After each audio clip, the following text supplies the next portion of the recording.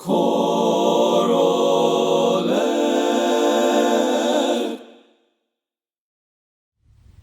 Welcome to another episode of ChoralEd. I'm your host, Micah Bland. Thanks so much for watching. And please take a moment to hit that like and subscribe button. Today, we finish our series on vocal warm-ups with some fun vocal exercises that you can use in your classroom. Now, while these are fun exercises, they can also be developmental in that we can focus on tone and musicianship, dynamics, and among other things that we've talked about previously. Now, for this YouTube channel, I have no intention of taking on any sponsors or promoting products. That is not the goal here. But I do want to share some resources with you from time to time. And this is my favorite vocal warm-up book. It's by Sabina Hortzman. I believe it's Sabina Hortzman. With foreword by James Jordan. It's part of the Evoking Sound. It's the choral warm-up exercise book. There's two versions. There's one that's accompanied and one that's not accompanied. There's accompaniments in this one. It's a little longer. It's a little more expensive, but I would suggest the accompanied version. And this has a lot of great vocal exercises in it, but it also has a lot of great fun vocal exercises. There's about 6 in this book, I'd say. I will only be sharing 2 of those with you, as I don't want to give all the exercises away that Sabina has created here. But here is one of them. It's called Singing is Joy. Singing is joy, singing is joy, singing is joy, we love it. Singing is joy, we love it. I guess I should have practiced my piano a little bit before I recorded this video today, right? That's the first one. Great fun exercise. With that, I have them snap. Singing is joy, singing is joy. I encourage them to sing to each other, right? Smile at somebody else. Singing is joy, singing is joy. And that it gets them energized. I didn't say this yet, but why use fun vocal exercises? Yes, we can still work on vocal technique, but fun exercises really get students, in my opinion, excited about singing and ready for the rehearsal after coming from a math class where they're just doing book work, or other classes where they're just listening to a lecture. And here, this gets them engaged and excited about singing right from the start. Another exercise I love in this book, I call Doomba, and it goes like this. Doomba, doomba, doomba, da. Da ba da ba da ba da ba da ba da da. Da ba da ba da ba da ba da ba da da. Do-a, do-a, do-a, da. It's also a round, so it actually has 4 parts. Doomba, doomba, doomba, da. Here's where the next group would start. Doomba, da ba da ba da ba da ba da da. It also has a great accompaniment to it.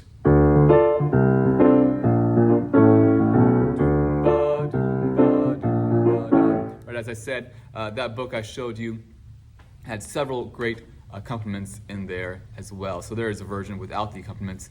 The version without the accompaniments is also, I believe, missing, because I have both versions, is missing a few of these songs, which is unfortunate because some of these are really great. So those are 2 from that book, but here are some other fun vocal exercises that you might want to incorporate. Oh, I forgot one other important thing. There's hand movements with Doomba. It's Doomba, Doomba, Doomba, da. And then I say, here's your airflow. Da ba da ba da ba da ba da ba da da. And then you reverse it. Still the same airflow. Da ba da ba da ba da ba da ba da da. And then my students started adding do-wah, do-wah, do-wah. And they're actually doing right foot up and left foot up, right foot up, da. Great little exercise there. There's also one that many of you might be familiar with, but it's a Pizza Hut. A Pizza Hut, a Pizza Hut, Kentucky Fried Chicken and a Pizza Hut. McDonald's, McDonald's, Kentucky Fried Chicken and a Pizza Hut. Right? And there are hand signs, of course. Pizza Hut, a Pizza Hut, Kentucky Fried Chicken and a Pizza Hut. McDonald's, McDonald's, Kentucky Fried Chicken and a Pizza Hut. There's also a version, and I don't remember it too well. You maybe look it up online and Maybe I'll put it in the description below. But it's Jabba the Star Wars version. Jabba the Hutt, Jabba the Hutt, Luke Skywalker and a Jabba the Hutt, Darth Vader, a Luke Skywalker and a Jabba the Hutt. I don't know the one as well. I've heard several other versions throughout the years based on other movies and other type of characters that are out there. So you can maybe make your own, that would be great. But what I do with this as well is I have students sing it as you're in third grade. Pizza Hut, and of course they sing it really poor and bad. And I sing it like you are a professional opera singer. Pizza Hut. And they have these two extremes, right? That they sing it kind of poorly and they sing it really overproduced. And then I say, well, sing it like you're 4 years older than what you are now. So if it's 8th graders, I say, sing it like you're a junior in high school. If it's seniors in high school, I say, all right, sing it like you're a junior or senior in college. And a magical thing happens where the students will produce a more warm and beautiful tone. They will think about the vowels, they'll produce better vowel shapes. And it's pretty amazing what happens when you ask them to do that. But they also see this extreme of one and the other, and then they find that, okay, they do a little more formal singing style when you ask them to think about it and sing like they are slightly older than what they are at the moment. I also ask students, what's your favorite dessert? Or I'll ask them other questions. What's your favorite sports team? And they one of them answers and say, I like cake. All right. I love cake, or I love cake, right? That's an example with a one syllable. You can work it in with a two syllable answer. So ice cream, I love ice cream. I love ice cream. Or three syllables, I love cherry pie. It all works in there. You just have to have some practice with fitting those in there. Or you ask the favorite sports team, what's your favorite sport? I love soccer.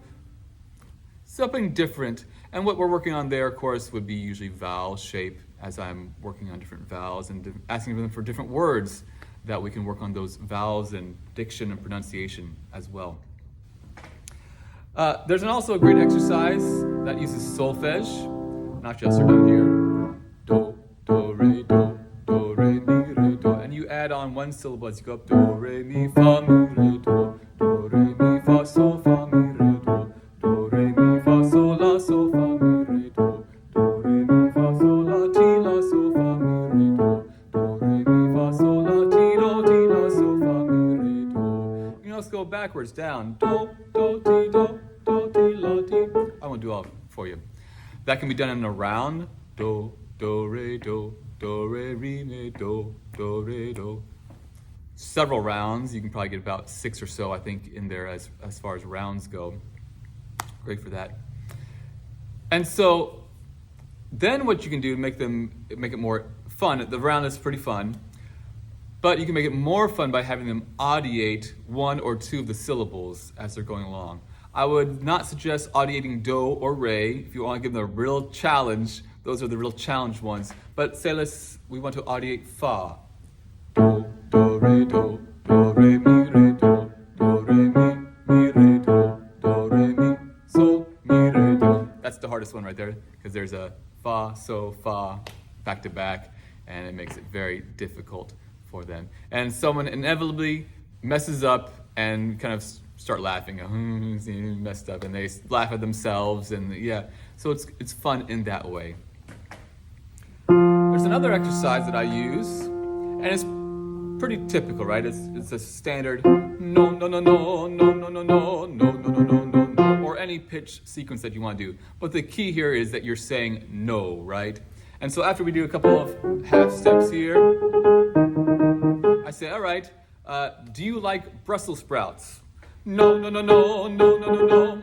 You know, you might ask, do you like eating your vegetables? No, no, no, no, no, and they kind of chuckle. And then usually the last one, I will ask something that they will either say yes to, or something that might have some disagreements of yes and no. So if you feel brave, you might ask the question, do you love choir? And they go, yes, yes, yes, yes, yes, yes, yes, yes, yes, yes, yes, right? Or Is the Dallas Cowboys your favorite football team? I'm a fan of the Dallas Cowboys, and of course some might say yes, and some might say no. Yes, yes, yes, yes, or no, no, no, no.